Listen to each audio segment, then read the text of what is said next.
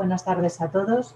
Soy Belén Ortega, soy médico de familia del Centro de Salud Paseo Imperial y al igual que el resto de mis compañeros, pues me gustaría agradecer el esfuerzo realizado a todos los ponentes, a los asistentes, al doctor José Tuñón, al doctor Óscar Gómez y a todos aquellos que han permitido la realización de este curso, que no solo nos actualiza en la esfera cardiovascular, sino que por lo menos a los médicos de familia durante unas horas pues no hemos dicho tiene usted fiebre, tiene tos, qué tal el olfato, qué tal el gusto o tiene diarrea.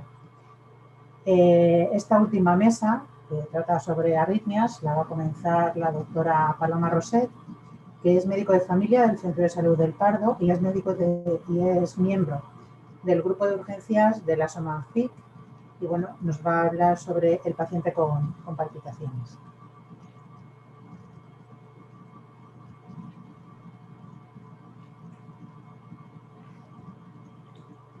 Hola, buenas tardes. ¿Se me oye?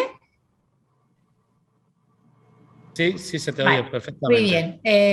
Yo voy a hablar sobre palpitaciones en atención primaria. Soy la doctora Roset, como me han presentado. Soy médico de familia del Centro de Salud El Pardo. Y voy a hacer el enfoque, vamos a intentar hacer un abordaje del paciente con palpitaciones desde nuestras consultas de los centros de salud. Las palpitaciones son un motivo frecuente de consulta y bueno, esta sería una paciente estándar tipo que suele venir a nuestras consultas. Uno de los retos importantes para el médico de familia, quizá para empezar a ponernos un poco nerviosos, es por lo menos intentar descartar que no se nos escape una posible arritmia fatal. Bien, pero vamos a empezar definiendo qué son las palpitaciones. Las palpitaciones son un síntoma subjetivo, es la percepción anormal del latido cardíaco, definido como una sensación desagradable de latidos fuertes, rápidos o irregulares en el corazón. Es un síntoma subjetivo, como he dicho. La presencia de palpitaciones debe hacernos sospechar la existencia de una arritmia, pero no son sinónimos. De hecho, no es excepcional no encontrar trastornos del ritmo coincidiendo con la percepción de estos síntomas. Y por el contrario, múltiples arritmias, numerosas arritmias, cursan sin síntomas. El término arritmia, por tanto, lo vamos a reservar para las situaciones en las que el ritmo cardíaco sea diferente al ritmo y frecuencia normal. Por ejemplo, en los adolescentes normalmente no tienen una causa ritmogénica, pero en un deportista sí que estaría justificada una evaluación cardíaca cuidadosa. Asimismo, en el anciano suele ser por una arritmia en el sustrato de una cardiopatía. Por tanto, en ese caso sí habría que estudiarlo también. Y en esta diapositiva voy a hablar sobre las diferentes tantos por cien de las etiologías de las palpitaciones, ¿no? Es una tabla del American Family Physician del 2017 y como vemos la frecuencia más alta, con un 31%, es de causa psicosomática, por lo tanto una causa no arrítmica. La segunda causa con un 16% sería la fibrilación auricular, es decir, la causa arrítmica más frecuente es la fibrilación auricular, es la reina de las arritmias.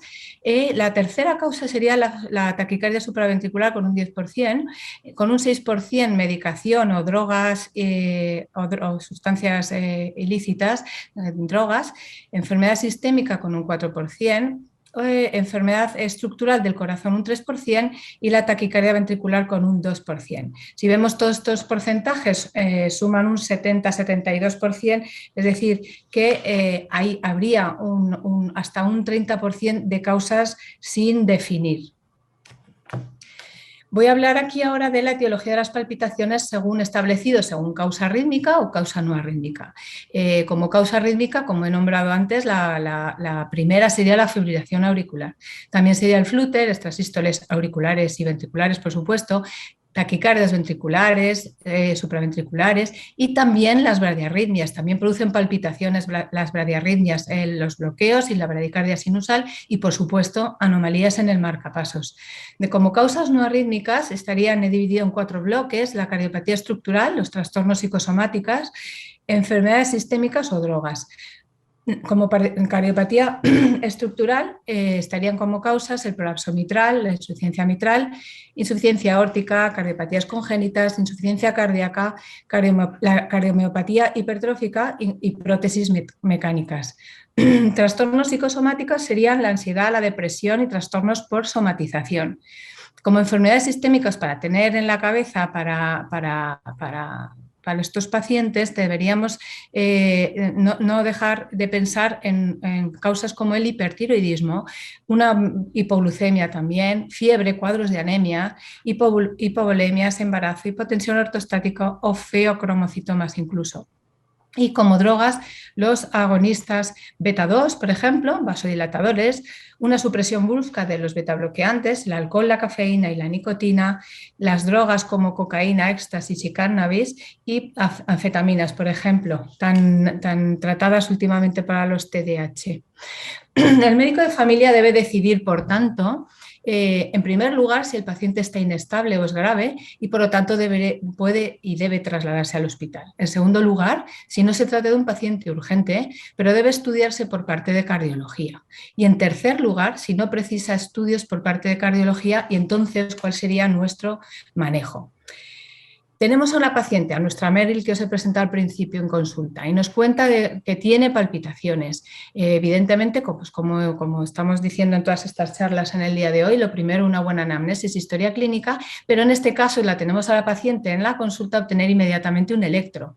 Paralelamente, auscultación y, por supuesto, valorar si el paciente estamos ante una situación de urgencia, valorar la repercusión hemodinámica con una toma de tensión arterial, saturación de oxígeno, frecuencia cardíaca, frecuencia respiratoria, perfusión tisular como el relleno capilar o el color de la piel e incluso constatar otro tipo de signos que nos puedan hacer pensar en una causa, pues una enfermedad sistémica, por ejemplo. Por lo tanto, ¿qué vamos a pedir? Lo primero, un electro. ¿Qué información nos puede dar el electrocardiograma? Pues podemos estar ante tres circunstancias: que el electro sea patológico y el paciente esté estable, en cuyo caso, pues evidentemente tenemos una orientación de un electro anómalo, por lo tanto requiere el estudio por cardiología. En segundo lugar, podemos encontrarnos con un electro patológico, pero en este caso una situación urgente. En ese momento nos está contando palpitaciones y estamos ante una situación que la paciente tiene una taquiarritmia o una bradiarritmia. En ese caso habrá que derivar a urgencias. En las próximas diapositivas os comentaré cómo tenemos que manejarlo. Y si nos encontramos con un electro sin hallazgos y el paciente está asintomático en ese momento, casi en un 100% podemos descartar una arritmia como causa. Si el paciente está asintomático en el momento, no descartamos nada, continuamos el estudio, por tanto.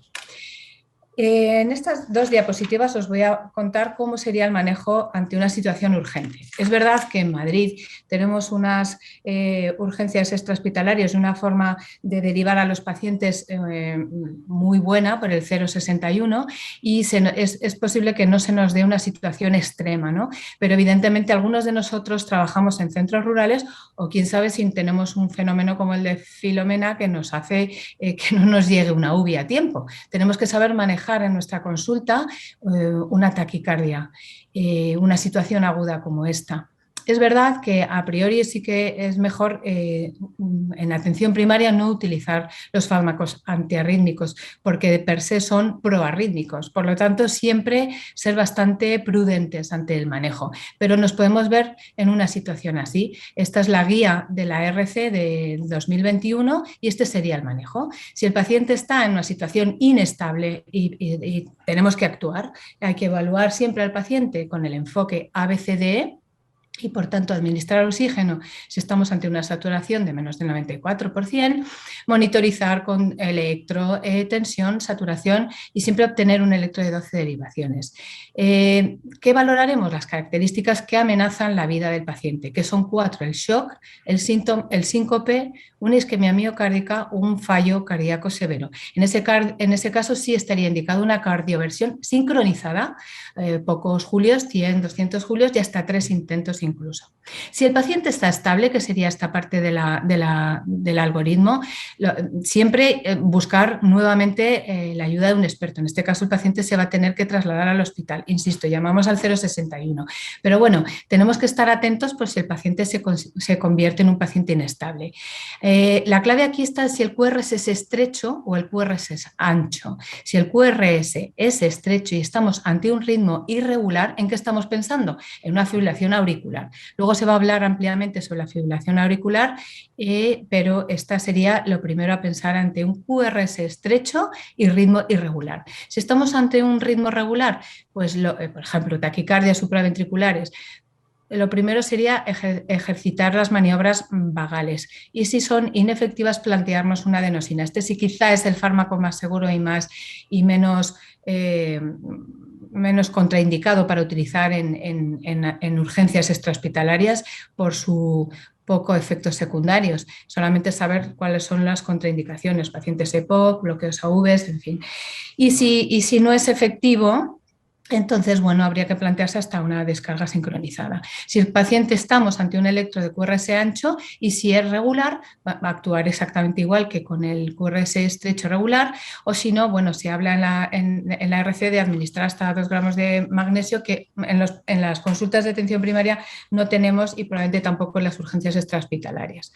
Las bradicardias sería otro manejo urgente que nos podíamos encontrar en la consulta.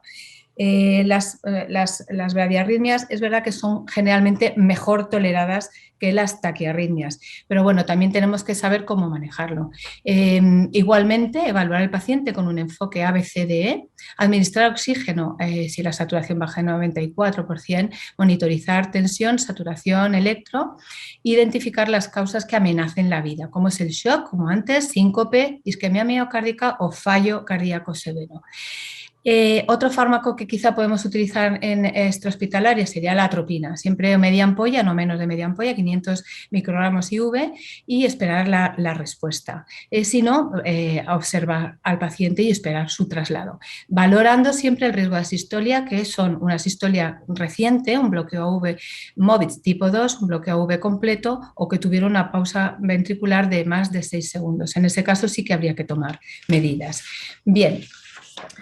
Por tanto, si tenemos el electro es patológico y es un paciente inestable, habría que derivarlo a urgencias. Si tenemos un electrocardiograma, un electro patológico, pero el paciente está estable, derivar a cardiología. Si en ese momento el paciente tiene palpitaciones y el electro no es patológico, como hemos dicho antes, pues en principio excluye el trastorno del ritmo como origen de esas palpitaciones. Pero cuando no es posible documentar el ritmo cardíaco, es decir, tener un electro ante los síntomas, cuando viene el paciente a nuestra consulta y nos cuenta, tengo palpitaciones pero no las tengo en este momento, no podemos descartar una arritmia. Y fijaros, hasta un 16-30%, según las series, como os dije en la diapositiva de las causas de las consultas por palpitaciones, no se consigue demostrar la causa de las mismas. Y bueno, en esta diapositiva os voy a poner qué es lo que podemos encontrar en un electrocardiograma. En nuestro electrocardiograma podemos encontrar un PR corto, incluso una onda delta, como viene en la imagen, un QT prolongado, alteraciones en el ST inespecíficos o anormalidades de la onda T, una hipertrofia ventricular o bloqueos de gamma. Perdón. Voy a hablar una diapositiva sobre el intervalo QT porque yo creo que es una asignatura pendiente para los médicos de familia, que no solemos hacerle en la lectura habitual de los electros. Y es una cosa muy sencilla. Hay que medirlo en nuestra secuencia de lectura y hay que medirlo desde el inicio del QRS hasta el final de la T. Esto sería la medida del QT, pero como el QT tiene relación con la frecuencia cardíaca, lo más correcto es utilizar el QT corregido y esto es, para eso utilizaríamos la frecuencia cardíaca y la medición del QT. Pero tenemos hoy en día calculadoras, ahora mismo si cogemos el iPhone y buscamos calculadora del QT, nos aparecen muchas formas de hacerlo y es tan sencillo como que a veces solamente es meter en un cuadrito la frecuencia cardíaca y en otro medir el QT, que incluso podemos no tener que medirlo en microsegundos, sino utilizar los cuadritos pequeños, medir cuadritos. O sea que desde ahora tenemos que plantearnos medirlo cada vez que veamos un electro. Bien, en esta a intentar relacionar los hallazgos en el electro con la causa posible. Un intervalo QT prolongado nos puede hacer pensar en una taquicardia ventricular polimórfica, una hipertrofia ventricular severa, en una miocardiopatía hipertrófica, aunque la miocardiopatía hipertrófica tiene multitud de formas de presentarse en un electrocardiograma, ondas Q en el septo, en fin, tiene muchas variantes. La estenosis aórtica o una hipertensión severa. Podemos encontrar ondas Q y alteraciones en el ST y eso nos haría pensar en un infarto previo y en arritmias ventriculares, por tanto, como causa. Podemos ver un electro-PR corto, incluso ondas delta. Un PR corto nos haría pensar en una taquicardia de reentrada y si vemos una onda delta, evidentemente pensamos en un Wolf. Una depolarización ventricular prematura con imagen de bloqueo rama izquierda y eje positivo, pensaríamos en una taquicardia ventricular idiopática del tracto de salida del ventrículo izquierdo. Y al revés, con imagen de bloqueo de rama derecho y eje negativo en una taquicardia ventricular de tipo idiopática de tipo ventricular izquierda. Solo voy a hablar 2 diapositivas, porque no lo puedo evitar, de la fibrilación auricular. Sé que luego hay una ponencia específica para esto, pero es que la fibrilación auricular es la arritmia más común y va en aumento y conlleva un aumento de 4 o 5 veces de riesgo de ictus, las complicaciones cardiovasculares y hospitalización. Y es que la atención primaria es clave para su detección porque hasta 1/3 de ellos son asintomáticos. Por lo tanto, ¿dónde podemos detectar a estos pacientes? Pues en este nivel sanitario, en la atención primaria. Fijaros lo que llega a decir incluso la guía de la ASC del 2020, que habla que está indicado un screening sistemático de electro en mayores de 75 años o alto riesgo de evento cardiovascular en clase 2AB, incluso un screening oportunístico, o sea, se puede hacer con un pulso o incluso tira de ritmo en mayores de 65 años hipertensos. Por lo tanto, por eso en la fibrilación auricular en este nivel asistencial, que soy la médico de familia que va a hablar aquí, no puedo evitar hacer un énfasis en su diagnóstico y en su detección precoz. Y solamente, ¿qué nos podemos encontrar los médicos de familia ante una fibrilación auricular? Aunque luego se hable extensamente, como repito, pero los objetivos ante una fibrilación auricular son 3, además de valorar la necesidad urgente y la estabilidad hemodinámica en su caso, ¿no? Pero son 3 cosas: el control de la frecuencia ventricular y valorar la necesidad de reversión a ritmo sinusal si es posible y la prevención de fenómenos tromboembólicos mediante el SHAD-BAS y el HATS-BLED score, ¿no? Esto era, bueno, pues era un ejemplo de la nueva clasificación de la fibrilación auricular. Por ejemplo, la permanente, que claramente es un diagnóstico que es una fibrilación auricular aceptada por el paciente y el médico, que no se van a realizar más intentos para mantener a ritmo sinusal. Por lo tanto, ¿qué hacemos en nuestra consulta con una FA permanente? Pues probablemente simplemente controlar la frecuencia cardíaca y no derivar, no va a ser un paciente para derivar. Pero bueno, luego se hablará sobre la fibrilación auricular. Bien, seguimos con nuestra paciente y estamos ante un electro normal y ausencia de síntomas en ese momento. Hay que seguir el estudio, por lo tanto, hay que realizar una buena anamnesis. Entonces, lo primero es que lo que nos cuente el paciente no se trate de una disnea o dolor torácico, que realmente estemos hablando de palpitaciones. Y entonces las definiciones que cuenta es que el corazón me late muy rápido, el corazón me late fuerte, me palpita el pecho o el cuello, ¿no? Entonces, para hacerlo más didáctico, he clasificado en 4: palpitaciones extrasistólicas, palpitaciones taquicárdicas, palpitaciones en el cuello o palpitaciones hiperdinámicas. Las palpitaciones extrasistólicas están definidas como un salto o golpe en el corazón. ¿Y cuál sería su caso? Pues latidos auriculares o ventriculares prematuros. El golpe en el corazón es por la pausa compensatoria después de un latido prematuro y la sensación de golpe es por el latido cardíaco más enérgico tras esa pausa. Suelen ser de inicio y fin abrupto.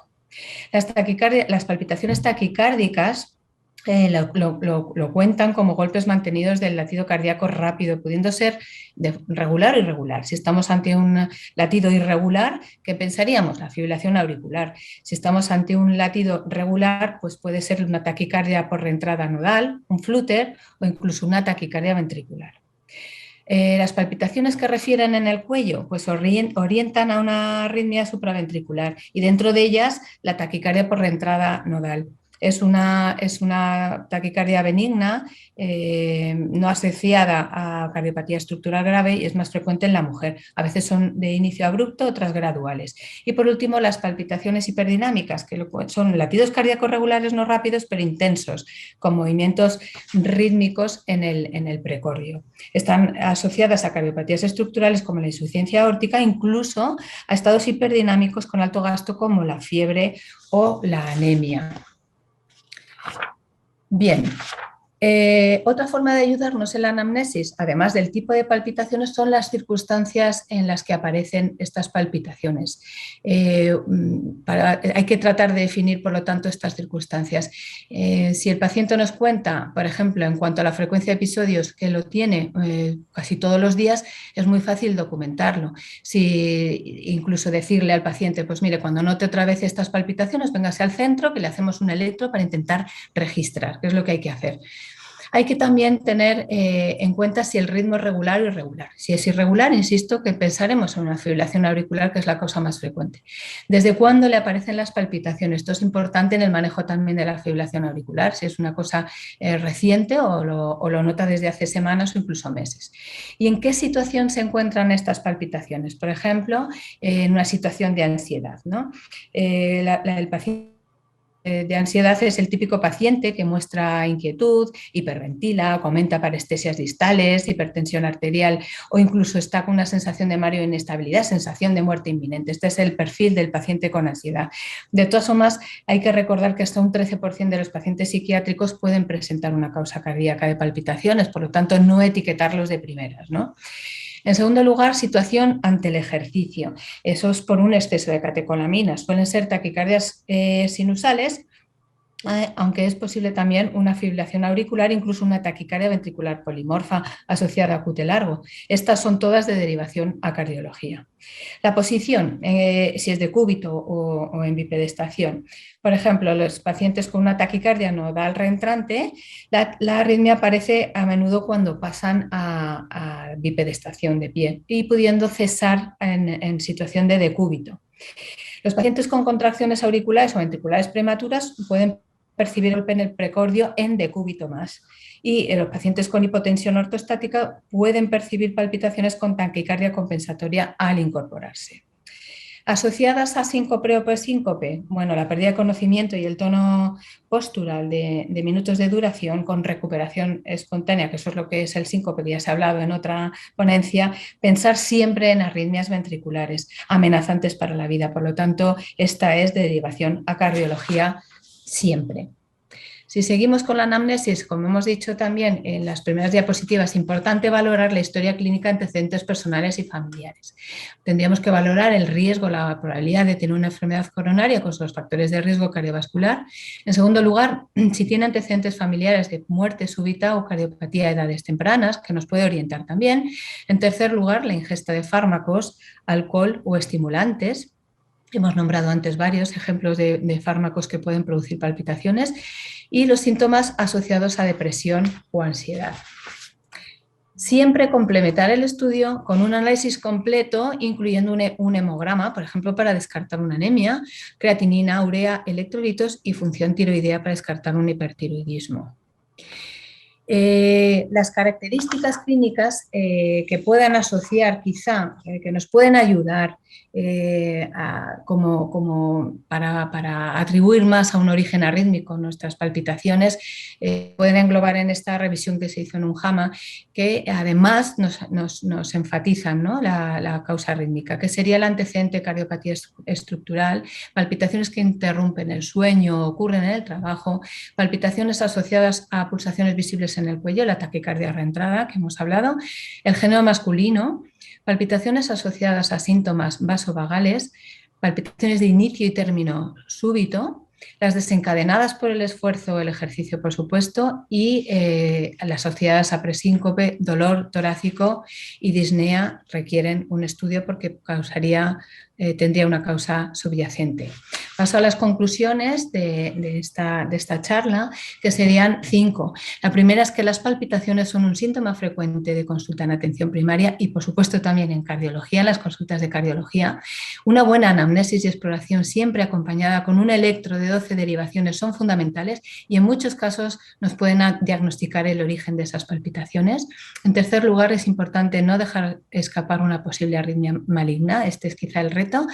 En cuarto lugar, las palpitaciones se relacionan con enfermedades muy diversas, no solo arritmias, es lo que hay que tener en cuenta. En la cabeza tiene que aparecernos todas las posibilidades que hemos comentado y más de un 50% en algunas series no corresponden a trastornos del ritmo. Y con esto concluyo mi presentación. Bueno, muchas gracias, doctora Roset, por la presentación que nos has dado. Yo creo que vamos a sacar muchas conclusiones y muchas reglas para el manejo de nuestros pacientes. Y vamos a dar paso a la siguiente charla, que nos la va a dar la doctora Carla Lázaro. Nos va a hablar de casos clínicos en pacientes con palpitaciones. La doctora Carla Lázaro trabaja en la Fundación Jiménez Díaz, es arritmóloga y sin más pues vamos a dar paso a su presentación.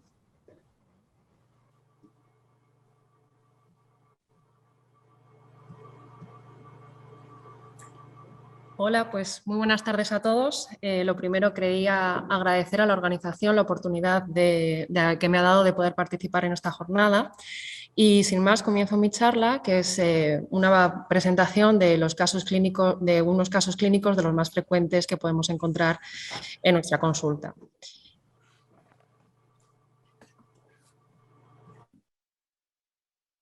Vale, gracias. Como decía la doctora Roset, las palpitaciones son uno de los principales motivos de consulta que llenan ambas consultas, tanto la de atención primaria como, por supuesto, las de cardiología. En ellas tenemos pacientes muy sintomáticos que en ocasiones pueden requerir tratamiento farmacológico o en muchos casos también tratamiento intervencionista. Y con frecuencia, como se ha comentado ya previamente, llegar al diagnóstico puede ser algo difícil por su comportamiento muchas veces paroxístico y en algunos casos puede demorarse incluso meses y años. Entonces, de acuerdo con lo dicho hasta el momento, lo más importante es realizar una buena historia clínica y hablando de palpitaciones es muy importante hacer las siguientes preguntas, saber desde cuándo, cómo empiezan, cómo terminan, cómo son, si el paciente las nota más en el pecho, en el cuello, cuánto duran y, por supuesto, tratar siempre de conseguir una documentación electrocardiográfica. Estas preguntas son importantes porque desde cuándo, si hablamos de pacientes que tienen palpitaciones desde hace años, esto nos orientará el diagnóstico a pensar algo con lo que quizá haya nacido como una vía accesoria. Si es algo, sin embargo, de inicio reciente, nos importa la edad del paciente, que eso nos enfoca a otro tipo de diagnósticos, como por ejemplo una taquicardia intranodal, que tiene bien claro unas franjas de edad a partir de los 40 años y hay un pico luego más tardío con edad más avanzada, o pensar en fibrilación auricular. Si son de inicio y fin brusco, como ya se ha explicado previamente, al agacharse y coger aire, esto es algo muy característico de taquicardias paroxísticas supraventriculares, sobre todo de la taquicardia intranodal, y alguna de ellas también puede apuntar a la presencia de vías accesorias.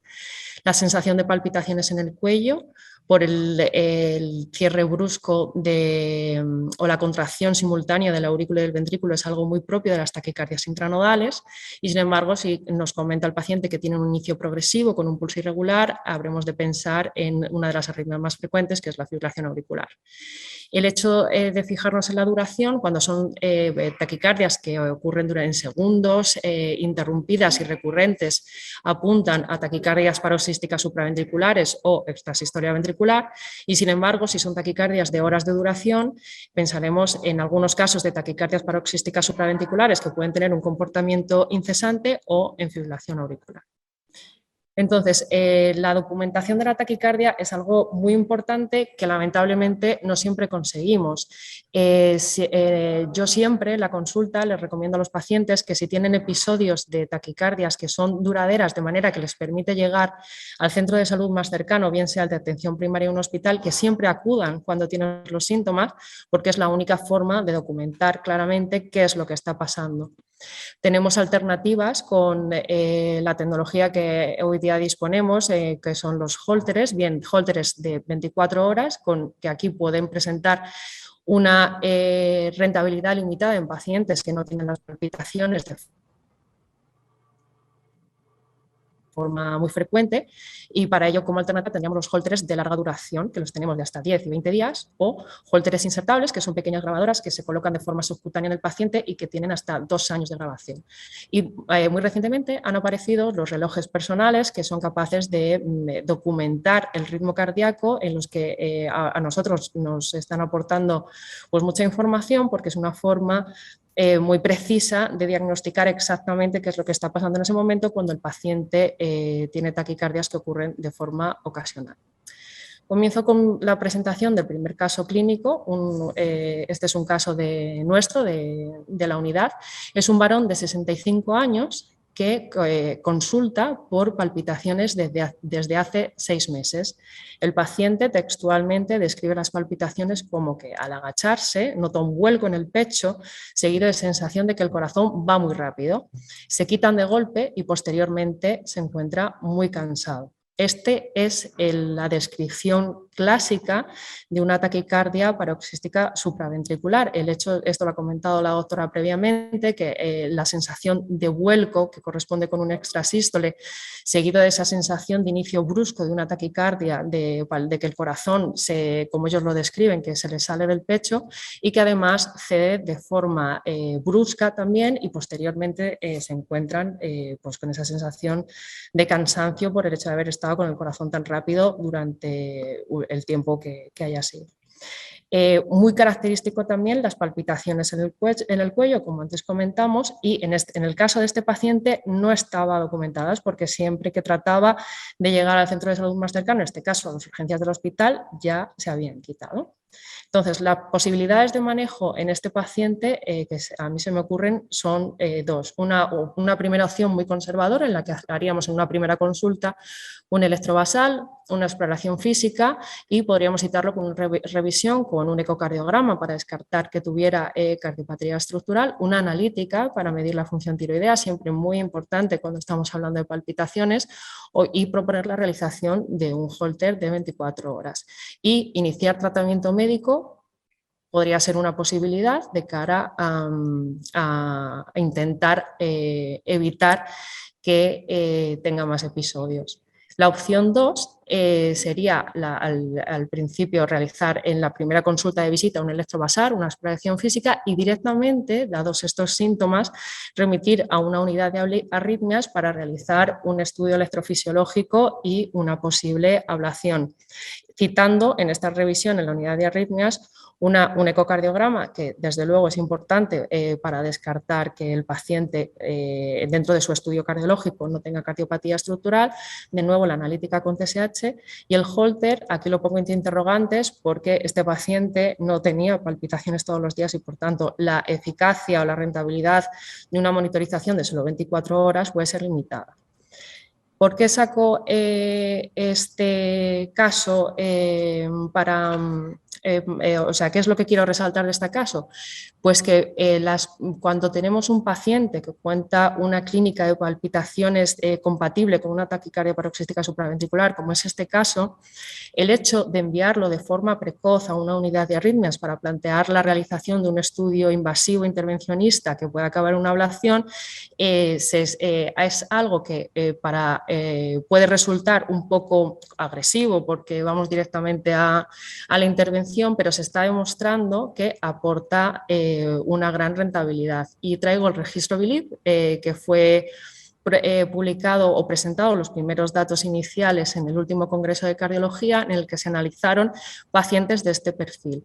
En total llevan incluidos 427 pacientes con síntomas sugestivos de una taquicardia paroxística supraventricular, todos no documentados, a los que se les remitió para la realización de un estudio electrofisiológico.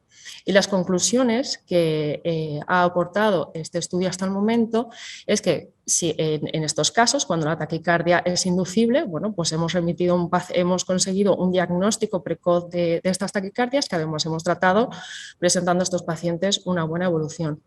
Cuando durante el estudio electrofisiológico aún así no inducimos la taquicardia, pero vemos signos de fisiología de doble vía nodal, la realización de una ablación empírica de la vía lenta reduce el riesgo de recurrencia de estas taquicardias de una manera equivalente a aquellos en los que sí se ha inducido taquicardia. Y que, aunque sea un procedimiento diagnóstico y terapéutico invasivo, es algo seguro, incluso de primera opción, en la ausencia de documentación de la taquicardia. A este paciente seguimos estas recomendaciones. Este es el electrobasal del paciente, que como veis es un ritmo sinusal con PR normal, QRS estrecho, eje ligeramente desviado hacia la izquierda, pero sin alteraciones reseñables. Durante el estudio, esta fue la taquicardia que se indujo, que es una taquicardia regular de QRS estrecho a unos 180 latidos por minuto, en las que, si nos fijamos, podemos ver una actividad auricular retrógrada posterior a cada QRS con una distancia desde el QRS a la onda P muy cortita, es decir, casi la onda P está integrada dentro del QRS, con esa negatividad en AVF y la pseudo R en V1, que es diagnóstico de taquicardia intranodal. Por tanto, como conclusiones de este primer caso, decir que una taquicardia no documentada, pero con una clínica altamente sugestiva, proponer la realización de un estudio electrofisiológico y una eventual ablación es un procedimiento seguro con altas tasas de éxito. En el siguiente caso, presento una señora de 84 años, sin cardiopatía estructural previamente conocida, que acude a su centro de salud porque tiene palpitaciones. Refiere que esto le ocurre desde hace años, pero que nunca habían sido tan fuertes ni tan duraderas. En el centro de salud traigo directamente el primer electro que se documenta de esta señora.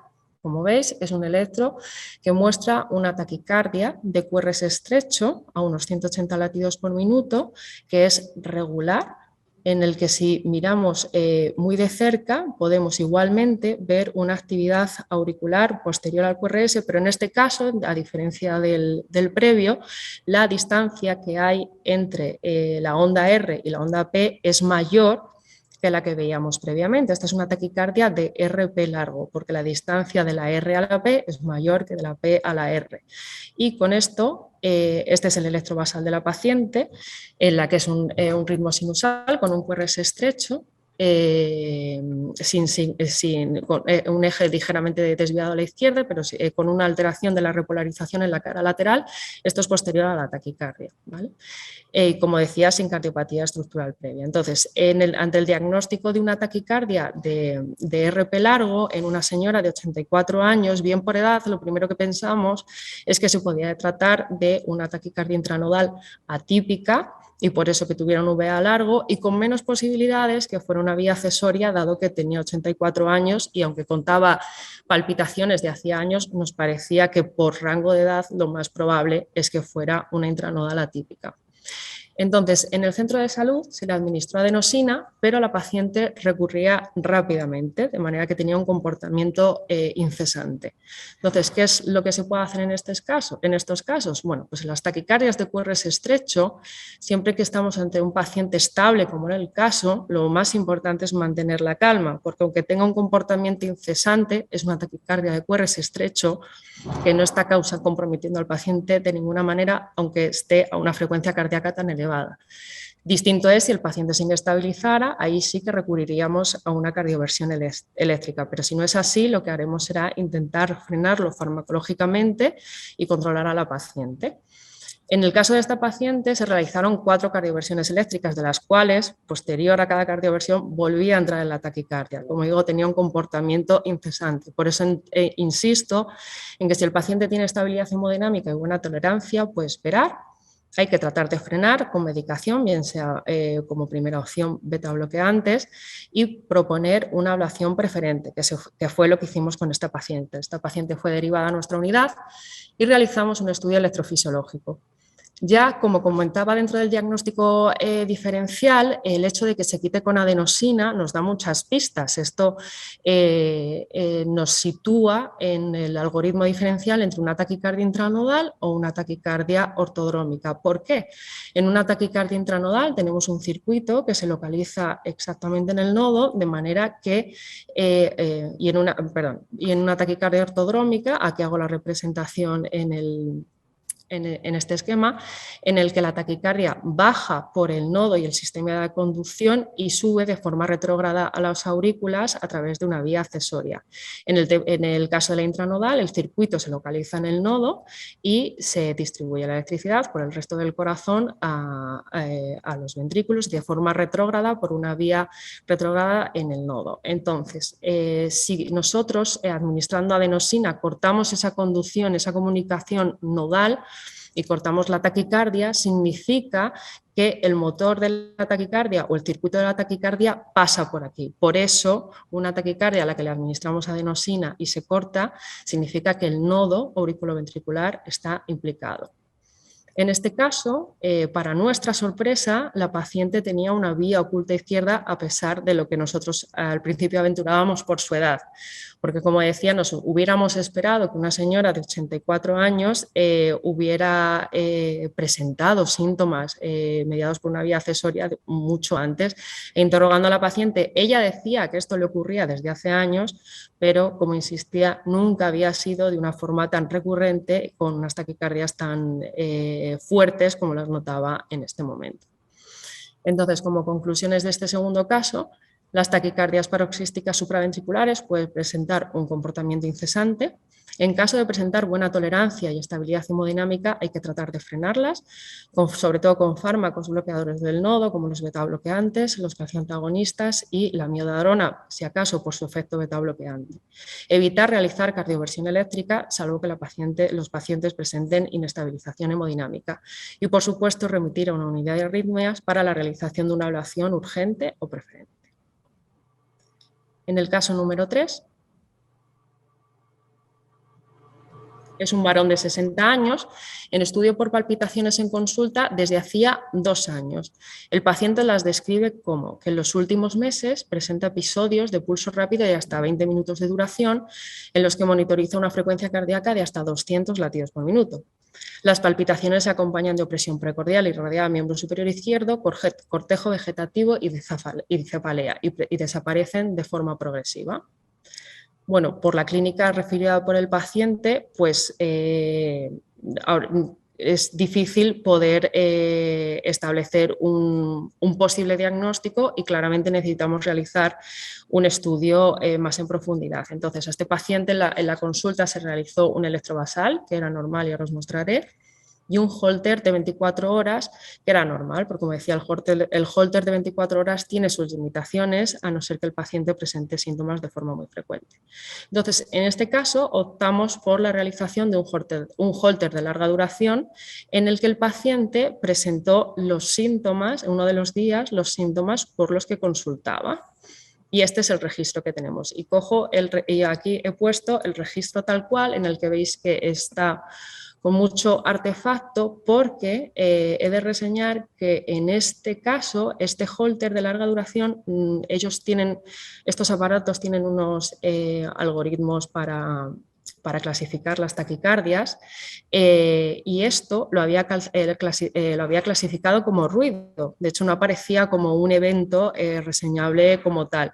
Pero aquí a todos los pacientes a los que les colocamos un Holter les entregamos un diario de síntomas en los que le pedimos que por favor escriban el día y la hora en los que presentan algún síntoma, si es que lo presentan. Entonces, el paciente en su diario de síntomas anotó que el día tal, a la hora tal, había presentado un episodio de 1 hora de duración de palpitaciones que le había ocasionado sobre todo molestia, opresión en el pecho y dolor de cabeza. Entonces, al revisar ese momento, descubrimos que tenía durante una hora de duración este electro, que al ser una taquicardia de QRS ancho, lo primero que pensamos es en una taquicardia ventricular.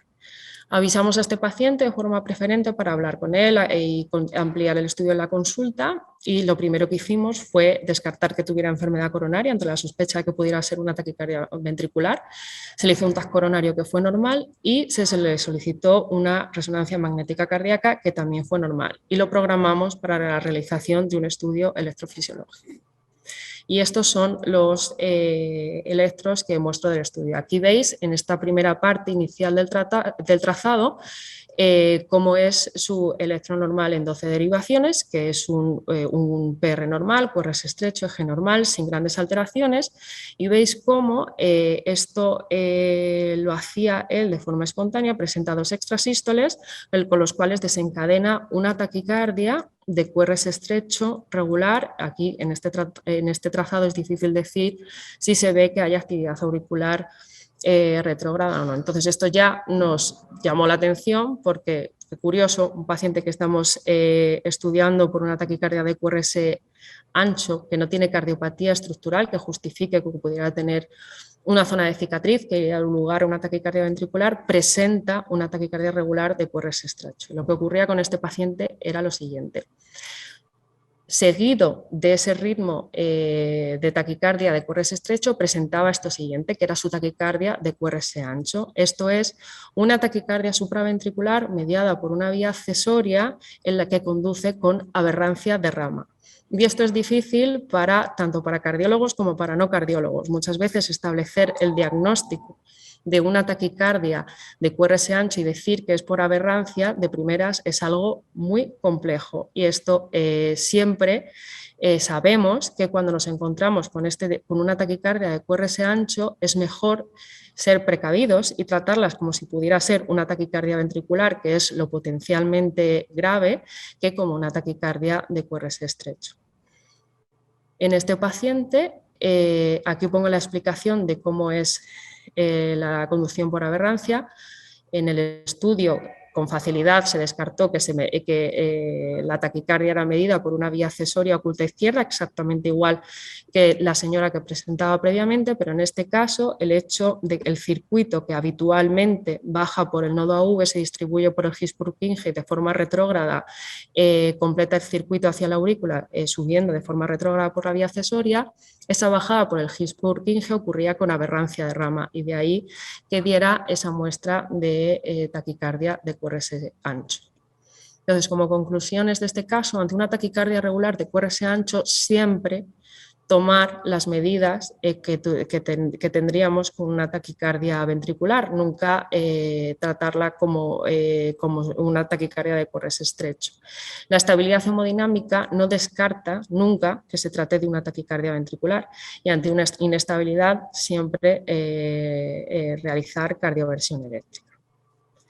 El siguiente caso es una mujer de 56 años, consulta por palpitaciones, que describe como sensación de vuelcos aislados durante todo el día y que ocurre por rachas. Quizá dentro del motivo de consulta de palpitaciones este sea también uno de los más frecuentes que nos encontramos en la consulta, que es esa sensación de vuelco seguido, que muchos pacientes lo describen como un golpe en el pecho o un vuelco seguido de una sensación de que el corazón se para, que es la pausa. Esto es claramente sugestivo de extrasistolia. La paciente comentaba que estos episodios le ocurrían a diario y en relación a los esfuerzos. Se realiza en esta paciente un electrobasal en el que se ven extrasístoles ventriculares aislados, ya nos da el diagnóstico su electrobasal, una ecografía en la que no presenta cardiopatía estructural, y le solicitamos un Holter de 24 horas y un test de esfuerzo. Este era el electrobasal de la paciente, en la que ya vemos su ritmo de base, que es un ritmo sinusal con un PR normal, un QRS estrecho, y estos latidos que aparecen de manera aislada y que interrumpen ese ritmo regular sinusal que corresponden a latidos ventriculares. En el caso de estos pacientes, lo más importante es descartar que sobre todo estudiar la densidad de extrasistolia que presentan, y eso lo hacemos haciendo un Holter de 24 horas. Entonces, en el caso de esta señora, vemos que los ectópicos ventriculares que encontramos en la realización de esta prueba son de un 15%, y esto ya corresponde a una extrasistolia de alta densidad. Entonces, cuando aparece extrasistolia de alta densidad, lo más importante es que no cause una alteración en la función sistólica ventricular izquierda, que en este caso, como ya la paciente ya había llegado a la consulta con la realización de un ecocardiograma, ese ecocardiograma era normal. Entonces, lo siguiente más importante en esta paciente, una vez descartada que la extrasistolia de alta densidad no compromete la función cardíaca, es sus síntomas. Si la paciente tiene síntomas, ya tiene indicación de tratamiento. Tratándose, este es el registro del Holter de 24 horas, que presentaba sobre todo la extrasistolia a lo largo de todo el día, no había ningún momento en el que se concentraran más, aunque la paciente en sus síntomas sí que los notaba más por la noche, y no daba lugar a formas complejas de la extrasistolia, es decir, siempre ocurrían de forma aislada. Se le realizó un test de esfuerzo en el que efectivamente con el esfuerzo, debido al aumento de catecolaminas por el ejercicio, aumentaba más la densidad de extrasistolia.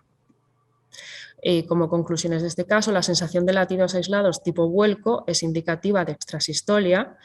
Si no hay cardiopatía estructural, se puede tratar con medicación tipo beta bloqueante o calcioantagonistas, y solo si es de alta densidad, muy sintomática o produce alteración en la función cardiológica, en la función sistólica ventricular, plantearíamos la realización de un estudio electrofisiológico y ablación para eliminar el foco causante de la extrasistolia. Y por último, el último caso es el de una mujer de 42 años que consulta por palpitaciones durante el ejercicio físico. Los describe como una sensación de aceleración del pulso prolongada que le ocurre sobre todo con mayor frecuencia cuando hace actividad física. Es decir, ella se lo notaba alguna vez fuera del ejercicio, pero la mayor parte de las veces era una paciente bastante deportista. Cuando hacía ejercicio notaba que el pulso se le aceleraba más de lo que ya consideraba como lo normal. En el estudio cardiológico, en la consulta, se le hace un electrobasal que es normal y un Holter de 24 horas en el que no presenta eventos, pero el día que viene a los resultados de la consulta me comenta que en ese momento se está notando la taquicardia. Entonces paso a hacerle un electro y el electro que me encuentro es este. Esta es una taquicardia regular de QRS estrecho a unos 150 latidos por minuto, en la que vemos unas muescas, se ven sobre todo mejor en la cara inferior, separadas del QRS. Entonces, de nuevo, dentro de nuestro diagnóstico diferencial de taquicardias de QRS estrecho, es una taquicardia de RP largo, porque la onda P está bastante separada de la onda R, y hay más distancia de la R a la P que de la P a la siguiente R. Como estaba en la consulta, allí no tengo adenosina, hice masaje del seno carotidio con la siguiente respuesta. El electro se abre y me permite ver una actividad auricular entre los QRS, de manera que veo más ondas P que QRS. Eso elimina y no cede la taquicardia, es decir, una vez pasado el efecto del masaje del seno carotidio, la taquicardia se resume a su frecuencia previa. El hecho de, como comenté previamente con el diagnóstico diferencial de las taquicardias intranodales y de las vías accesorias, es que si yo estoy bloqueando el nodo AV, en este caso no con adenosina, pero sí con maniobras del seno carotidio, y no enlentezco la taquicardia y no consigo eliminar la taquicardia, y lo que veo es actividad auricular entre los QRS, lo que me sitúa mi diagnóstico es en un punto por encima del nodo auriculoventricular. Esta chica lo que tenía, esta paciente tenía una taquicardia auricular. La programamos para la realización de un estudio electrofisiológico en la que con facilidad se pudo inducir su taquicardia y localizar el foco de la taquicardia en el caso de esta paciente en el ostión del seno coronario, que realizando una aplicación de radiofrecuencia conseguimos la eliminación del foco y la inducción de la taquicardia. Y como conclusiones de este último estudio y en general del resto de de los casos que he presentado, el diagnóstico de una taquicardia paroxística supraventricular puede ser difícil si no presenta síntomas muy recurrentes. Emplear maniobras de bloqueo del nodo AV como masaje del seno carotídeo o adenosina aporta mucha información cuando tenemos la taquicardia clínica en curso. La eficacia del Holter ECG 24 horas puede ser limitada cuando los síntomas no ocurren de forma diaria, y la realización de un estudio electrofisiológico y ablación es la técnica de elección para el tratamiento de estos pacientes. Y eso es todo.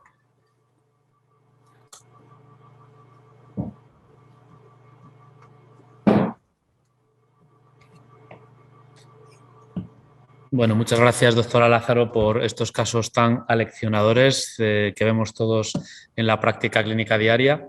Y bueno, vamos a dar paso a la siguiente charla, que nos la va a dar el doctor Ángel Miracle y nos va a hablar del manejo de la fibrilación auricular en 2022. El doctor Miracle es un cardiólogo arritmólogo que ha trabajado con nosotros durante muchos años y actualmente está trabajando de electrofisiólogo en el Hospital de la Luz y en Torrejón. Y ya sin más, Ángel, cuando quieras comenzamos. Muchas gracias. Muchas gracias, Miguel, y muchas gracias a la organización y en especial al doctor Tuñón por contar conmigo una vez más en otra edición de este curso, con tanto éxito ya acumulado en los últimos años. Y en cuanto al manejo de la fibrilación auricular en 2022, pues ya les adelanto que no ha habido cambios radicales respecto al manejo en 2021 ni en 2020, que es cuando se publicaron las últimas guías de práctica clínica. Y he estructurado un poquito mi sesión en torno a estas guías de práctica clínica y, sobre todo, dirigido hacia la nueva evidencia científica que hemos acumulado en estos 2 últimos años, que probablemente algunos nos está haciendo ya modificar algunos aspectos de la práctica clínica y que seguro que tendrán un impacto importante en la elaboración de las próximas guías cuando se hagan. He estructurado la sesión en 3 bloques, uno de diagnóstico y despistaje de fibrilación auricular, otro de tratamiento o prevención antitrombótica y otro de tratamiento ya puramente antiarrítmico. Las guías de práctica clínica siguen manteniendo un criterio arbitrario o por convenio de establecer un diagnóstico firme de fibrilación auricular solo si disponemos de un electro de al menos 30 segundos en fibrilación auricular y de al menos una derivación electrocardiográfica. Recomiendan, ya hizo mención a esto la doctora Roset en su charla, realizar un despistaje oportunista mediante toma de pulso y tira de ritmo a todos los pacientes mayores de 65 años, hipertensos o con síndrome de apnea-hipopnea del sueño. Revisaremos luego un par de artículos que van a aclarar un poquito estos aspectos. También insisten en un campo que está muy en boga en los últimos años y que desde luego veremos cómo progresa, que es la recomendación de revisar activamente los dispositivos de estimulación cardíaca implantados en busca de esta sigla EFRA, acostúmbrense porque leerán cada vez más, se trata de episodios de frecuencia rápida auricular, es decir, una especie de medio equivalente de diagnóstico de fibrilación auricular. Y también recomiendan, aunque no especifican cuál debe ser este modo de cribado sistemático, realizarlo en pacientes mayores de 75 años o con alto riesgo de ictus. También la doctora Lázaro en su charla ha mencionado la creciente disponibilidad de dispositivos, tanto de uso doméstico, casero, como profesional, para el despistaje, la detección precoz de fibrilación auricular, asintomática en este caso, ya que hablamos de screening, cada uno con unas tasas reportadas de sensibilidad y especificidad al menos en estos estudios, bastante aceptables. Y la realidad es que el despistaje de la fibrilación auricular, de la detección asintomática de fibrilación auricular, requiere los mismos principios que el de cualquier programa de screening, como debe ser, primero, que se trata de una enfermedad con un curso clínico conocido; segundo, que la detección precoz de esta enfermedad y eventual intervención terapéutica implique una mejoría en el pronóstico de los pacientes; y, en tercer lugar, que todo esto se consiga a expensas de exploraciones asumibles desde el punto de vista de coste-eficacia y que sean exploraciones con una buena sensibilidad y especificidad. En este sentido, el verano pasado, en el mismo número de Lancet, se publicaron 2 estudios escandinavos muy interesantes, en el que, en este primer estudio, el estudio LOOP, un estudio danés, en el que a 6.000 pacientes con un perfil de riesgo muy alto, es decir, con muchas papeletas de desarrollar fibrilación auricular, como es edad avanzada entre 70 y 90 años, y una suma de factores de riesgos que condicionaban un CHA2DS promedio de 4, se les aleatorizaba 1-3 a implante de un Holter subcutáneo frente a un grupo control de seguimiento clínico estándar en consulta. Este Holter subcutáneo tenía posibilidad de, a través de un transmisor en el domicilio del paciente, hacer transmisiones diarias de episodios que haya registrado compatibles con fibrilación auricular, como vemos en este trazado. Y si estos episodios de fibrilación auricular duraban más de 6 minutos, se les indicaba anticoagulación. Se hizo un seguimiento realmente prolongado de hasta 5 años en estos pacientes y este sistema de detección de fibrilación auricular, que podríamos decir que es lo mejor que podemos tener, es decir, tener al paciente todos los días de su vida continuamente monitorizado para detección de fibrilación auricular, pues este sistema hacía lo que prometía, es decir, detectaba mucha más fibrilación auricular que en el grupo control, hasta el triple, y permitía instaurar anticoagulación también en casi el triple de pacientes. Lamentablemente, esto no se tradujo en una mejoría pronóstica, se redujo un 20%, de forma no significativa, la incidencia de ictus isquémico y, sobre todo, a expensas de un aumento, tampoco estadísticamente significativo, del 26% en el riesgo de sangrado.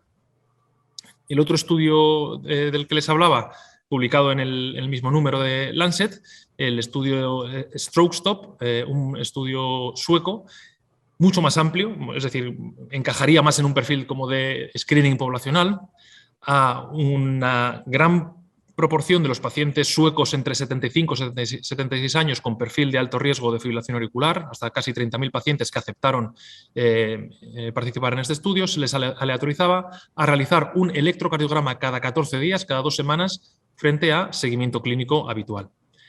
Si cumplían un diagnóstico electrocardiográfico de fibrilación auricular con episodios de más de 30 segundos, se les indicaba anticoagulación.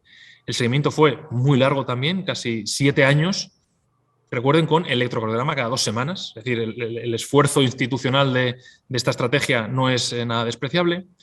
Y en este caso sí que se consigue reducir un objetivo principal del estudio con cierta relevancia clínica, como es la reducción de ictus isquémico, hemorrágico, embolia sistémica, hospitalización por sangrado o muerte, pero la realidad es que el impacto clínico es muy modesto, una reducción de tan solo relativa de solo el 4%, bordeando la significación estadística, aunque estadísticamente significativo. Yo creo que las guías en esto pecan de excesivamente optimistas. Las recomendaciones que dan están basadas en estudios en los que lo que se demuestra es que hacer un cribado, ya sea sistemático o no, permite detectar más fibrilación auricular, pero lo que falta, y los estudios que hay no van claramente en ese sentido, es evidencia sólida de que una intervención precoz en este perfil de fibrilación auricular sintomática vaya a ser realmente beneficiosa para nuestros pacientes, sin hablar, como decía, de los aspectos organizativos y de coste que implican estos programas. Esto me hace ser a mí pesimista en este sentido. En el segundo bloque, referente al tratamiento antitrombótico, aquí perdonen que hay una errata, mantiene las recomendaciones de las guías anteriores de 2016. Sabemos bien qué hacer en pacientes de bajo riesgo, varones con CHA2DS de 0 o mujeres con CHA2DS de 1, no anticoagulación, aquí debería decir no anticoagulación. En varones con CHA2DS de 2, mujeres con CHA2DS de 3, sabemos que hay que anticoagular, y la recomendación es algo más débil en pacientes con un riesgo intermedio, con varones con CHA2DS de 1, mujeres con CHA2DS de 2. La clase de recomendación es 2A, es decir, debería considerarse, pero no está tan claro como en los otros 2 escenarios. Este perfil de pacientes es frecuentísimo en nuestras consultas y a veces cuesta esta toma de decisiones. Los médicos, la verdad, que nos cuesta mucho estarnos quietos y somos más de hacer que de no hacer. Es decir, que casi una especie de tendencia natural de si me permiten hacerlo, pues yo le anticoagulo. Pero la verdad que hay que tener en cuenta también las implicaciones de anticoagular de por vida a un paciente. Por lo tanto, se ha investigado en este sentido y se ha estimado que para que sea rentable anticoagular a un paciente desde el punto de vista de beneficio clínico neto, deben tener al menos un riesgo trombótico anual mayor del 1%. Y si desglosamos por el tipo de anticoagulantes que se emplean, el riesgo que debería tener un paciente para que le compense tomar una antivitamina K debería ser al menos de 1,7%, es decir, más cerca del CHA2-VASc 2,3 que del 1,2. Sin embargo, los anticoagulantes de acción directa permitirían que los pacientes obtuvieran beneficio clínico neto incluso desde valores más próximos al 1,2 del que hablamos. En cuanto a la herramienta que utilizamos, que es más bien rudimentaria, pero es la que tenemos, que es el CHA2-VASc, nos preguntamos si pesa lo mismo todos los factores de riesgo cardiovascular. Es decir, ¿pesa lo mismo tener 74 años que una pequeña plaquita de ateroma en la aorta? Pues me ha servido siempre de utilidad consultar este estudio publicado en European Heart Journal en el 2019. Es un documento de consenso en el que se analiza sistemáticamente factores que pueden modular la aplicación de la escala CHA2-VASc. Y desde luego que en la escala CHA2-VASc lo que más pesa con mucho es la edad. Además, la edad que se toma casi como una variable dicotómica en este CHA2-VASc, y la realidad es que es un factor de riesgo continuo. Es decir, el paciente con 66 años tiene más riesgo que el de 65 y el de 67 más que el de 66, así sin límite de edad. Y también la diabetes tipo 2 es un factor de riesgo mayor para ictus en comparación con el resto de ítems que configuran el CHA2-VASc. También parece que la fibrilación auricular es más embolígena que el flúter. Todos tenemos esta impresión, sin embargo, las guías de práctica clínica no recomiendan hacer distinción en cuanto al tipo de arritmia y recomiendan extrapolar todas las recomendaciones independientemente del tipo de arritmia. Lo mismo ocurre con la fibrilación auricular permanente o persistente frente a la fibrilación auricular paroxística. El cuerpo le dice a uno que algo más de riesgo embólico ha de tener quien vive en fibrilación auricular desde los 55 años que aquel paciente que tiene media hora de fibrilación auricular cada 3 años. No pueden ser lo mismo si es que asumimos el mecanismo embólico de la fibrilación auricular que tenemos asumido hasta ahora. Las guías de práctica clínica, una vez más, no recomiendan hacer este distingo, como ahora vamos a ver a continuación. Y luego recomiendan también en este artículo otra serie de factores clínicos y de exploraciones complementarias que yo creo que son en general difíciles de recordar, aunque intuitivos, que también pueden en casos límite ayudarnos a tomar una decisión. Volviendo a esta recomendación que de forma recurrente las guías de práctica clínica repiten es decir, desaconsejar tener en cuenta a la hora de decidir si anticoagula a un paciente o no, el tener en cuenta si su FA es paroxística o permanente, dan un grado de recomendación 3, es decir, no tener en cuenta estos aspectos. Sin embargo, los estudios post-hoc de casi todos, prácticamente todos los ensayos de terapia antitrombótica, de forma abrumadora, y en el caso de estos estudios estadísticamente significativa, nos demuestran que los pacientes con FA paroxística tienen menos riesgo embólico que los pacientes con FA persistente o permanente. Esto se da la mano un poco con un concepto que vamos a ver cada vez más también, que no es tanto el tipo o patrón de recurrencia de la fibrilación auricular paroxística, sino el concepto de carga de fibrilación auricular. Es decir, intentar de alguna forma cuantificar el porcentaje del tiempo a lo largo de un año que un paciente puede estar en fibrilación auricular. Y esto viene de la mano totalmente de los dispositivos de estimulación cardíaca implantables, marcapasos, desfibriladores, monitores de ritmo, etcétera, que nos permiten grabar la actividad eléctrica de los pacientes de una forma tan intensiva como que se estima que la incidencia de episodios de frecuencia rápida auricular o fibrilación auricular subclínica, como lo denominan las guías, puede ser de hasta el 30 al 70% de los pacientes. Evidentemente, esta no es la incidencia ni la prevalencia de la fibrilación auricular. Se ha demostrado, basado en este tipo de información que nos dan los marcapasos y desfibriladores, que episodios de fibrilación de frecuencia rápida auricular o FA subclínica de entre 30 segundos y 6 minutos de duración se correlacionan de forma estadísticamente significativa con la incidencia de fibrilación auricular clínica, con ictus isquémicos, con eventos adversos cardiovasculares mayores y con mortalidad cardiovascular. Sin embargo, claramente no es lo mismo, no es sinónimo que la fibrilación auricular clínica del paciente que yo detecto en una consulta o en una atención con un electro de superficie con 30 segundos de fibrilación auricular. Como les decía, como en las consultas de marcapasos no paramos de ver este tipo de episodios, estas guías no dan unas recomendaciones, un punto de corte claro a partir de cuándo es razonable anticoagular a estos pacientes, que tienen una cosa que se parece a la fibrilación auricular mucho, pero no termina de ser así. Lo que sí que recomiendan es que tengamos, por un lado, en cuenta el riesgo basal del paciente, basado en su escala de Chas-Basque, y la duración de los episodios de fibrilación auricular. Combinando estos dos factores, cuanto más larga sea la fibrilación auricular, con episodios de más de 24 horas, y más alto sea el Chas-Basque, más nos acercaremos a ese 1% de tasa anual de ictus como para que compense el inicio de tratamiento anticoagulante. Y por último, en cuanto al tratamiento antitrombótico, se mantiene el mismo grado de recomendación del cierre percutáneo de orejuela. Los hemodinamistas son capaces, a través de una punción venosa femoral, taponar la orejuela izquierda de nuestros pacientes y, por lo tanto, excluir la teóricamente mayor fuente embólica en pacientes con fibrilación auricular. Las recomendaciones que nos dan las guías son una recomendación de clase 2B, es decir, podría considerarse en pacientes con contraindicación indefinida a anticoagulantes orales. ¿Qué ventajas tendría esta estrategia frente a la anticoagulación? En principio, los estudios, con algunos matices, han demostrado no inferioridad frente a antivitamina K. Y si nos permiten evitar el tratamiento anticoagulante a largo plazo, antitrombótico a largo plazo, permitirían reducir el riesgo hemorrágico.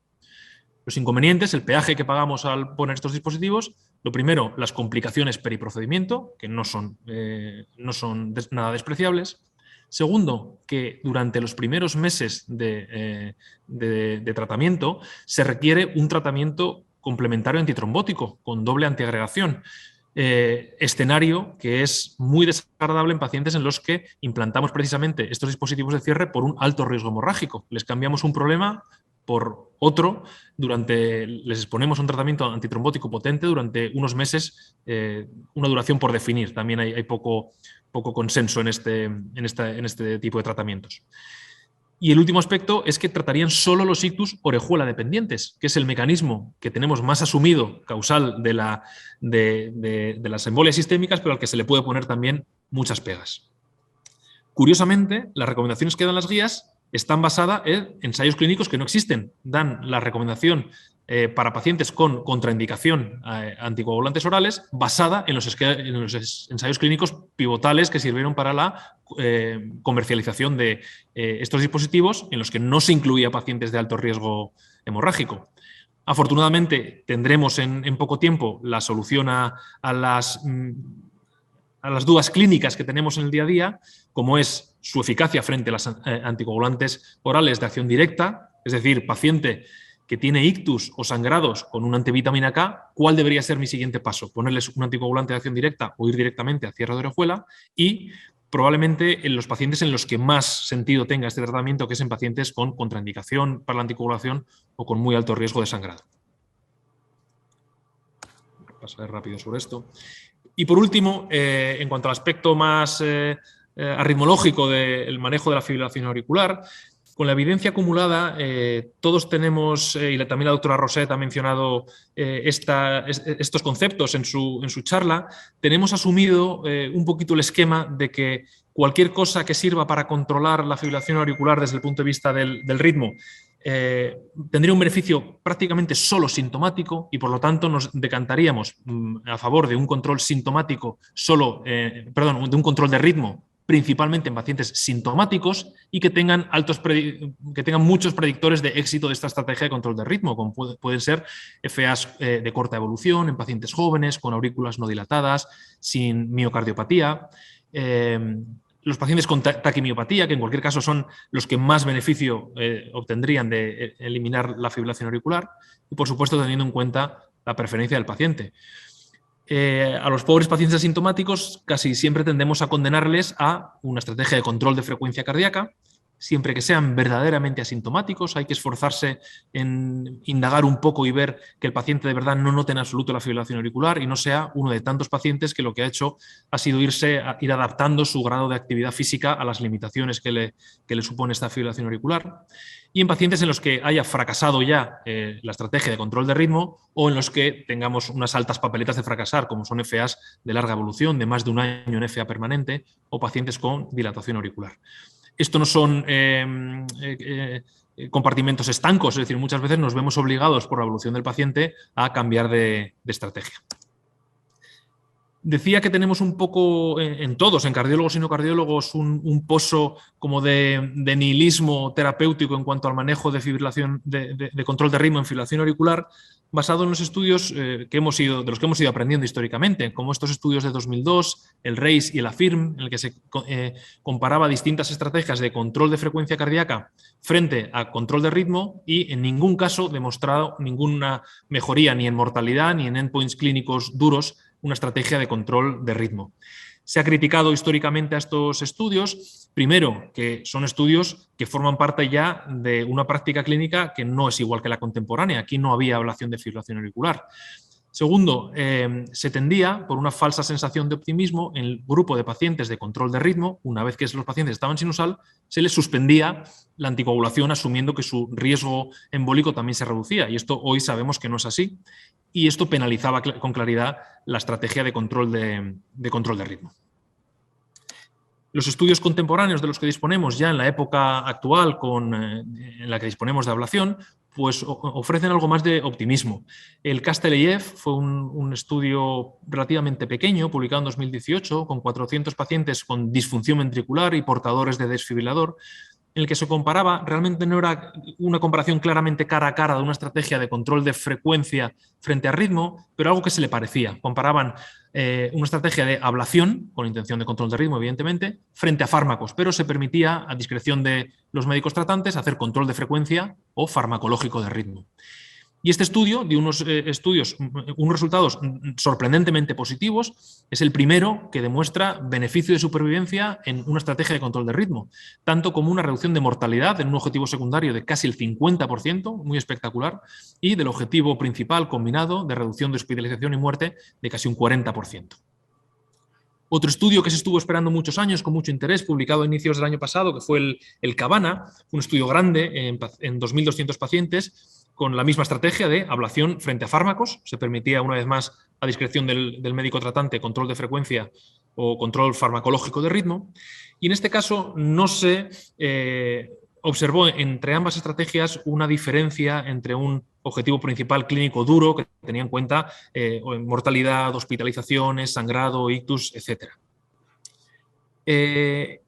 Leyendo la letra pequeña de este estudio, hay que destacar que hubo una muy elevada tasa de entrecruzamiento entre grupos de tratamiento, tantos como el 30% de pacientes asignados al grupo de control de frecuencia cardíaca acabaron recibiendo una ablación, es decir, se beneficiaron de un tratamiento que no es el que se pretendía evaluar. Este tipo de análisis por intención de tratar tiende a atenuar o a minimizar los beneficios de cualquier intervención. En el análisis preespecificado por protocolo, que no permite sacar conclusiones, pero sí que es generador de hipótesis, sí que se vio que los pacientes, comparando los pacientes que realmente se asignaban a ablación y recibían ablación frente a los que se asignaban a fármacos y solo recibían fármacos, sí que se obtuvo una reducción de este objetivo clínico combinado de hasta el 30% y de mortalidad estadísticamente significativo de hasta el 31%. Este otro estudio, tampoco incluido en las últimas recomendaciones de las guías de práctica clínica de 2020, aunque se publicó el mismo año, fue el LIST-AFNET 4, en el que se abogaba por intentar, si se va a utilizar una estrategia de control de ritmo, emplearla de forma lo más precoz posible para maximizar las posibilidades de éxito. Se randomizó a pacientes, a 2.600 pacientes con fibrilación auricular de corta evolución y un CHA2-VASc de al menos 2, a tratamiento habitual, es decir, el que sus médicos decidieran, si era control de ritmo bien, si era control de frecuencia bien, es decir, comparando el manejo clínico actual frente a una estrategia de control de ritmo precoz, es decir, los que caían en ese grupo, a todos se les intentaba estrategia de control de ritmo. El objetivo principal de evaluación fue un objetivo clínico duro con mortalidad cardiovascular, ictus, hospitalización por insuficiencia cardíaca o síndrome coronario agudo. Y el estudio fue positivo, se detuvo de hecho prematuramente en un análisis interino de eficacia y se observó una tasa de reducción anual de eventos de 1,1%, 20% en términos relativos. Además, en un subestudio del ISTAFNET en el que se analizaba el subgrupo de pacientes asintomáticos frente a pacientes inicialmente sintomáticos, se vio que el beneficio de este endpoint clínico duro, insisto, se mantenía en pacientes tanto sintomáticos como asintomáticos. Es decir, que empezamos a acumular evidencia de que, con toda la plausibilidad biológica del mundo, es mejor que un paciente esté en ritmo sinusal frente a que esté en fibrilación auricular. Con todo y con esto, muchos de estos estudios no han sido incorporados aún, como decía, en las guías de práctica clínica. El tratamiento de ablación hoy en día se considera el tratamiento de elección en pacientes para control sintomático, como decía, en los pacientes en los que ha fracasado el tratamiento antiarrítmico, farmacológico. Puede incluso considerarse un tratamiento de primera línea en pacientes seleccionados con FA paroxística, sobre todo, algo menos con FA persistente, y también con una clase de recomendación 1, perdón que aquí se ha desconfigurado la presentación, en pacientes con taquimiopatía, es decir, pacientes con disfunción ventricular que yo achaco a que tengan fibrilación auricular. Y cada vez acumulamos más evidencia de la eficacia de la ablación como primera línea de tratamiento. Tenemos 3 estudios publicados el año pasado, el CryoFirst, el STOP-AF y el EARLY-AF, todos en el mismo sentido, con una reducción de la misma magnitud de eficacia, es decir, reducción de recurrencias de fibrilación auricular, empleando crioablación con balón de frío frente a fármacos antiarrítmicos. Todos estos estudios, sin duda, se tendrán en cuenta en la reedición de las guías de práctica clínica para dar cada vez más peso a la ablación como tratamiento de primera línea. Y seguiremos viendo que cuando salgan las siguientes guías saldrán desfasadas respecto al avance tecnológico que se va teniendo. Se está avanzando mucho en el tratamiento de ablación. Hay una tecnología muy prometedora que es la electroporación o ablación por campo pulsado, que promete probablemente mucha más generabilidad de la aplicación del tratamiento de ablación a nuestros pacientes. Y por último, esta es la última diapositiva. Una palabra también en cuanto al control de frecuencia cardíaca. Las recomendaciones que nos dan las guías de práctica clínica es un control poco exigente de frecuencia cardíaca, un control inicial de tener a los pacientes en reposo por debajo de 110 latidos por minuto, basado en este estudio RACE-2, y aquí está desconfigurado, pero el grado de recomendación también es 2A. Nos recomiendan, sin fracaso en mi tratamiento frenador con fármacos, puedo implantarle a mi paciente un marcapasos y hacerle una ablación del nodo AV. Respecto a esto también ha habido avances. Curiosamente, una estrategia ya muy añeja. Este es un estudio publicado el verano pasado, que a mí me parece de los más llamativos de los últimos años, en los que en pacientes, poquitos es cierto, 133 pacientes muy sintomáticos, con FA permanente, con gravemente sintomáticos, una clase funcional promedio 3, y que al menos habían tenido una hospitalización por insuficiencia cardíaca en el último año, se les aleatoriza a recibir control farmacológico de frecuencia cardíaca, con un control promedio se consiguió de 80 latidos por minuto en reposo, nada mal, frente a una estrategia de implantar un resincronizador y hacer una ablación del nodo AV. Este estudio mostró una espectacular reducción de la mortalidad, una cosa casi difícil de creer de buen resultado, del 76% en términos relativos, un 30% en términos absolutos, lo que nos lleva a un NNT de 3,7. Es decir, aplicando esta estrategia en cada 4 pacientes salva una vida. Y eso es una cosa que en casi ningún campo de la medicina vemos. Y de hecho yo casi sería hasta más optimista en este campo, ya que aquí están estudiando un tipo de estimulación relativamente fisiológica como es la resincronización, pero la realidad clínica de hoy es que ya hemos avanzado en la estimulación fisiológica y somos capaces con la estimulación gisiana o de rama izquierda de obtener una activación ventricular idéntica a la del paciente sin marcapasos. Así que yo creo que este es un campo muy interesante del que también seguiremos oyendo en los próximos años. Y creo que con esto termina mi presentación. Sí.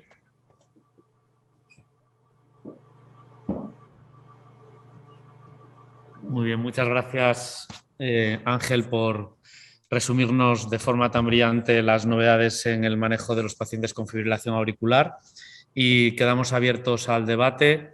No sé, doctora Ortega, si quieres comenzar tú con alguna pregunta o si hay alguna pregunta de la audiencia. ¿Hay alguna pregunta de la audiencia? No sé si se me oye. ¿Se me oye? Yo no tengo acceso aquí a ver el chat, no sé si lo veis. Sebastián, no sé si nos puedes ayudar con el chat porque no nos sale aquí. Sí, se me oye. O si lo puedes ver tú ahí, Belén. Pues hay una pregunta. Sí, hay una pregunta que dice que si no sería mejor que ser mujer no añada puntos al chatbox y que se anticoagulen igual que a los hombres. Perdón, discúlpame, que no te oí, que se oye mucho eco, disculpa. Sí. ¿No sería mejor que ser mujer no añada puntos al chatbox y que se anticoagulen con igual score que los hombres? Sí, de hecho, el sexo femenino lo interpretamos prácticamente más que como un criterio mayor, como un criterio menor o factor modificador, como he visto, como esos que he añadido en ese estudio de 2019. Y la verdad es que de forma interna lo tenemos poco en cuenta. Yo lo tengo más en cuenta como un factor modificador que como un criterio, desde luego, nada que ver con la diabetes ni con la hipertensión arterial. Yo le pondría 0,5, por ejemplo, de puntuación. Luego, con respecto a lo que va más dirigida a la doctora Lázaro, les ponen aquí un caso donde dicen que si un paciente con más de 57 años que acude por sensación de vuelco seguido de palpitaciones, que nota, que nota más en cuello y que le hace toser con sensación de latido discordante, con una duración corta de unos 30 segundos aproximadamente, no se relaciona con el deporte, que se encajaría con una taquicardia supraventricular. Sí, la verdad es que así contado con ese inicio brusco precedido de esa sensación de vuelco, aunque sea de corta duración, me parece que si este paciente comenta esos síntomas que le ocurren con frecuencia, es decir, que no ha sido un episodio aislado, sin duda es para poder plantearle, como comentaba, la realización de un estudio electrofisiológico y salir de dudas, porque el problema con estos casos en los que la clínica dura tan poquito es que hacer un intento de diagnóstico con un holter y demás es difícil. Y generalmente la evolución de estos pacientes es de que pasan de estos episodios que les duran muy poco hasta que ya empiezan a tener, de repente un día tienen un episodio que sí que les dura horas, con el que llegan a urgencias y por fin se documentan. Pero de ahí la demora que es tan frecuente en este tipo de taquicardias en cuanto llega al diagnóstico. Entonces yo creo que tal cual está así contado, sí que podría valorarse sin duda la realización de un estudio. Hay otra más, yo creo que también va dirigida sobre la realización de un masaje del seno carotídeo, en qué condiciones del paciente es lo más prudente sería no realizar dicho masaje. Siempre se ha dicho que en pacientes de edad avanzada es importante realizar auscultación de las carótidas para excluir que haya un soplo, porque puede haber alguna estenosis que con el masaje pues pudiera desplazar una placa, ¿no? Entonces, bueno, tener esa precaución en pacientes de edad avanzada pues es a considerar, pero en general, al igual que la adenosina, que es un fármaco que se puede usar en casi la mayoría de los pacientes y además con mucha seguridad, porque dura poco tiempo, el masaje del seno es algo que poco daño se puede hacer. Y es algo también interesante tener en cuenta, como en el caso de la taquicardia de QRS ancho que he presentado, que al final era una vía accesoria. Si utilizamos este tipo de maniobras en taquicardias de QRS ancho, tampoco estamos sometiendo al paciente a un riesgo. Es decir, tratar una taquicardia de QRS ancho con estas medidas nos puede aportar información y no es algo peligroso. Entonces, simplemente tener en cuenta la edad y si es un paciente ya muy mayor, pues tener la prudencia de auscultar por ver que no haya ningún soplo evidente.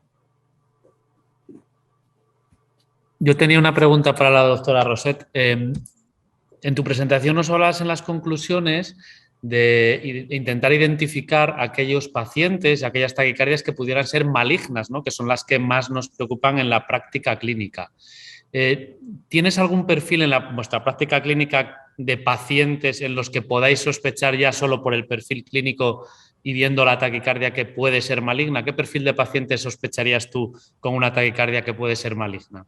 A priori, ninguna cosa, simplemente establecer, intentar la lectura del electro, si en ese momento cuenta las palpitaciones o cuenta alguna clínica, ¿no? Es intentar el registro, el electro es la base, pero evidentemente, como he contado en toda la charla, lo importante es también recoger el anamnesis, orientar por el tipo de palpitaciones que nota, por el tipo de clínica que tiene, si estamos pensando en algo importante como es en un síncope, con palpitaciones que requeriría, eso ya orienta una arritmia maligna. Es decir, es el conjunto de cosas, no hay ningún dato de nada más que lo que es puesto. Es una buena anamnesis, un electro y bueno, los objetos que son de alta sospecha, evidentemente, como el del síncope o un paciente en el ejercicio o alguien que cuenta también, un paciente joven que hace deporte casi de forma profesional, en fin, todos esos requieren un estudio. No quiere decir que haya el sustrato de una arritmia maligna, pero evidentemente todos estos casos hay que estudiarlos y con todo ese proceso. Muy bien, muchas gracias. Pues si no hay más preguntas, damos paso a las conclusiones finales y a la despedida del curso.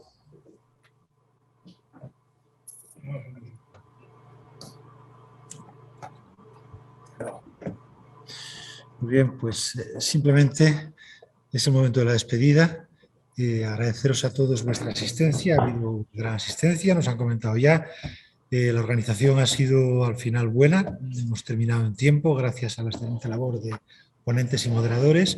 Y simplemente deciros que os va a llegar por correo electrónico la encuesta, que es necesaria que la completéis para tener la acreditación. Y además es muy importante que la completéis también porque nos sirve a nosotros de feedback para tomar decisiones respecto al curso del año que viene. Ya os dije a primera hora que el hecho de que este año lo hayamos hecho más práctico se debía simple y llanamente a sugerencias vuestras. Por lo demás, esperamos que la jornada os haya sido útil y esperamos veros el año que viene en este aula y que podamos ya estar juntos y no utilizando la tecnología. Buena tarde. Nada, solo despediros. Muchas gracias por haber estado ahí. Muchas gracias a todos los ponentes que habéis hecho unas exposiciones extraordinarias y la verdad que yo creo que el resultado y por los comentarios que he ido viendo en el chat es que han quedado todos muy contentos y que nos estimula para seguir, para hacer ya la sexta. El doctor Tuñón, que es muy previsor, seguro que mañana empieza con el programa para la edición del año que viene.